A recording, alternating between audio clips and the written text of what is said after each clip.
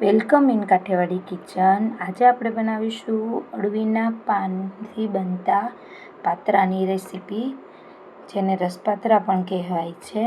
તેના માટે મેં અળવીના પાન લીધેલા છે અને તેને જો આજે પાછળની જે જાડી નસ હોય છે તેને આપણે છરીની મદદથી આ રીતે સરસ રીતે કાઢી લેવાની છે, જેથી આપણા પાન છે એ સરસ રીતે બફાઈ જાય. અને આ જે જાડી ડાળખી છે તે બફાતી નથી, તેથી આપણે આ પાનના જાડી જે એની ડાળખી હોય છે તે કાઢી લેવાની હોય છે છરીની મદદથી.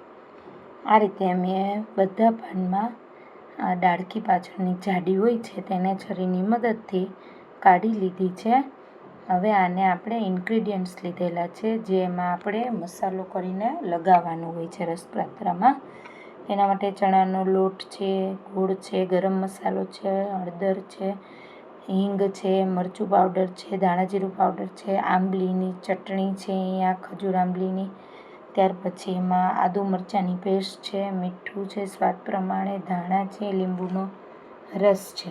હવે આ બધી વસ્તુને આપણે એક બાઉલમાં મિક્સ કરવાના છે. આ બધા જે મસાલા આપણે લીધેલા છે તેને આપણે આ ચણાના લોટની અંદર બધા મસાલા એડ કરીને આપણે મિક્સ કરવાના છે. તેમાં આપણે જે ચટણી છે તે બધી આમાં એડ નથી કરવાની, જે ખજૂર આંબલીની છે તે એ આપણે અડધી રાખવાની છે અને અડધી જ આમાં એડ કરવાની છે. પણ જરૂર મુજબ પાણી એડ કરીને આપણે આ અંદર જે પાત્રા બનાવવા માટે બેટર જે લગાવવાનું હોય છે તે રેડી છે. તમે જોઈ શકો છો કે આ રીતે ચમચીમાં કોટિંગ થાય તે રીતે આપણે રેડી કરવાનું છે. ત્યાર પછી આપણે આ જે પાન છે એને મેં અહીંયા તમે જોઈ શકો છો આ રીતે આપણે ઉપર આખું જે બેટર છે એને સ્પ્રેડ કરી દેવાનું છે અને પાંદડા આપણે ઉપર એના અળવીના પાનને રાખતા જવાના છે.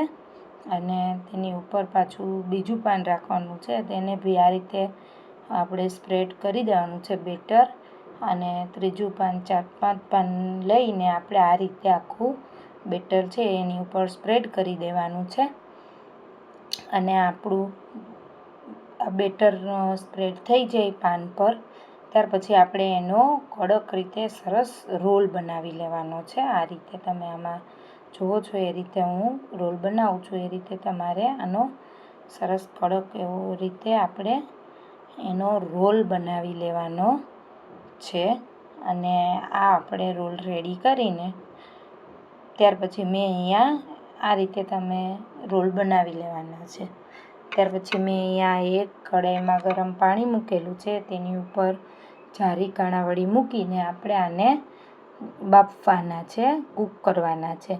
તો તેના આમે રોલ છે એની ઉપર જે બેટર પેલું હતું તે બી એકદમ લગાડી લીધું છે, તમે આમાં જોઈ શકો છો. અને આ મારે 20 મિનિટ પછી આખું બફાઈને આ રીતે રેડી થઈ જાય છે, તમે જોઈ શકો છો. ત્યાર પછી આપણે એને 5 મિનિટ રેસ્ટ લઈને એના પીસ કરી લેવાના છે. તો આપણા પાત્રા બનીને અત્યારે રેડી છે. હવે આનો આપણે વઘાર કરીશું. તેના માટે મેં એક ફ્રાય પેનમાં તેલ ગરમ કરવા મૂકેલું છે, 2 મોટી ચમચી. ત્યાર પછી એમાં રાઈ મેથી એડ કર્યા છે, થોડા તલ એડ કરેલા છે, આદુ મરચાંની પેસ્ટ છે અને લીમડાના પાન એડ કરેલા છે. તેને થોડીવાર આપણે ફ્રાય થવા દેવાનું છે. ત્યાર પછી જે આપણે આંબલીની જે ખજૂર આંબલીની ચટણી છે તેને આપણે અડધી પહેલાં બેટરમાં એડ કરી હતી અને અડધી રાખી હતી, એ અત્યારે આપણે અહીંયા વઘારના ટાઈમે એડ કરવાની છે.